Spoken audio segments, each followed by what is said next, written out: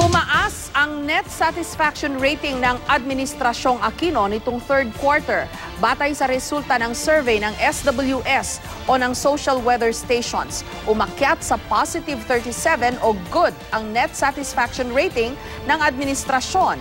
Mas mataas ito ng 6 points mula sa second quarter. Ito na rin ang pinakamataas mula noong June 2014. Sa survey na isinagawa mula September 2 hanggang September 5, 59% ng 1,200 respondents ang nagsabing satisfied o kontento sila sa performance ng administrasyon. 22% naman ang hindi kontento at 18% ang hindi sigurado. Ikinatuwa ng Malacanang ang resulta ng SWS survey.